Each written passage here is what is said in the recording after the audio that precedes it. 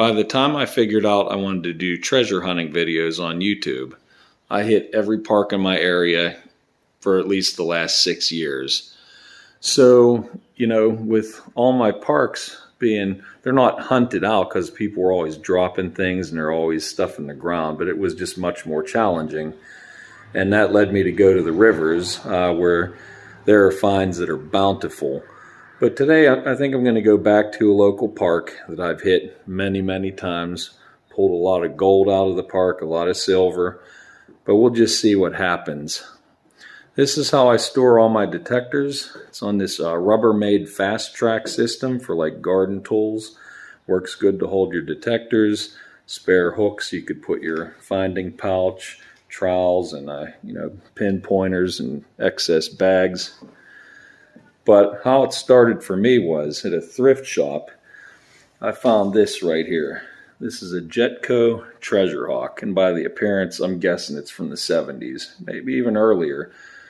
It detected metal in the ground, found a few coins with it, and then I was pretty much hooked. Wanted to get something that was a little bit better. That led me to a modern detector on the low end, this Ace 150 Garrett, then the Ace 350, and then finally the AT Max. This is a really good all-around detector. It could even hold its own on saltwater beaches. If I'm going to go to another detector, it's probably going to be a Minelab Equinox 800, which has some of the best separation in the industry, target separation, and works outstanding in saltwater environments. But living fairly far away from the ocean here, this does good for me. It always has, and for parks and everywhere else. I'm not going to talk about like all the different functions and stuff. I think the Aqua Chigger, the Hoover Boys, there's so many people that have done introduction videos on this. I will just tell you briefly how I set this up. I always run it in 0 mode so that I hear everything. My iron discrimination is set to 35, and I like to have the sensitivity jacked all the way up unless there's some kind of interference where I need to lower it. So we're going to go to a park that I've been going to for the last 6 years, and we're going to see if there's any gold or silver left in that park. I'm sure there is, and enjoy the hunt. First find of the day. You could see this is in the high 80s up to the 90s. Got a coin spill.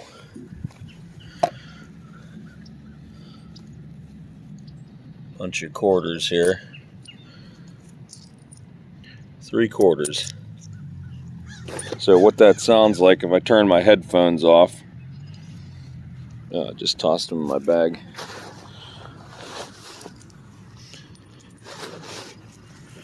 What a quarter sounds like is this. It's a very high tone. You can see when it's away from that lamp post and all the other quarters, it's more or less 86, 85, 86, 87, and it's pretty consistent. Nice strong signal. Okay, got a nickel.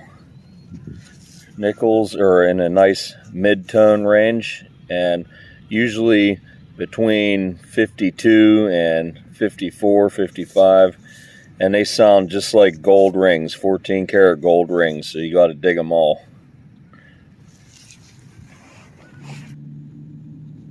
$0.01. This is what they call, looks like a newer one, a Zinkin, because it's made mostly of zinc, and they, depending on their level of deterioration, they fall all kinds of places on the scale. You could get them in the 60s, you could get them up in the 80s. This one was a 75, which is average. Another penny. This is an older one. It was higher on the scale, reading between 79 and 82. There's one of these things. Anytime I'm digging holes, I dig a perfect circle. I like to get all the extra dirt, flip the plug back in like this, and step on that a couple times. fluff up the grass like I was never there.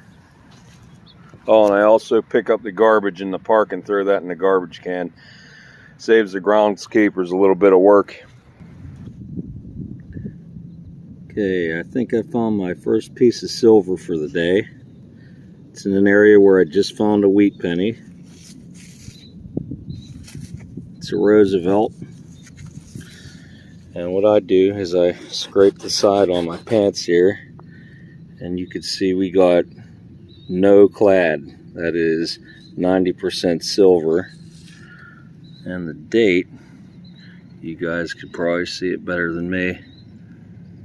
Looks like a 54. Give it another swipe.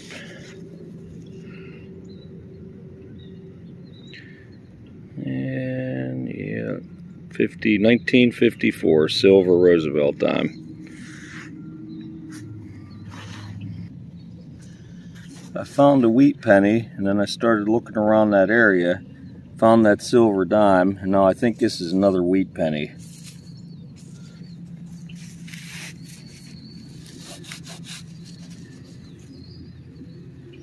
And yes, it is another wheat penny. So that's a silver and 2 Wheaties. Let's see what else we got here. So what appears to be happening, I'm at a beach that I've always detected and thought possibly that I got everything, but I think the erosion has washed the sand down, because here's the 3rd wheat penny. So that's 3 wheat pennies and a Roosevelt dime. Keep looking. Wheat penny number 4. I'm gonna have to keep hammering this location. Number 5. Number 6. There's got to be some more silver out here. I don't know for sure, but from my experiences, this looks like the patina of a war nickel. Nickels made in the end of 42 through 1945 were made out of 35% silver. It has the right patina to it. This is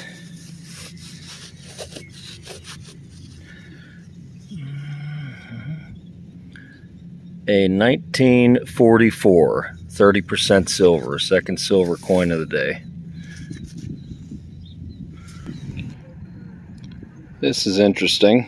I'll have to look for any precious metal markings on there. A 925 or a carat. Looks like it has the potential to be silver, but it rang up really low.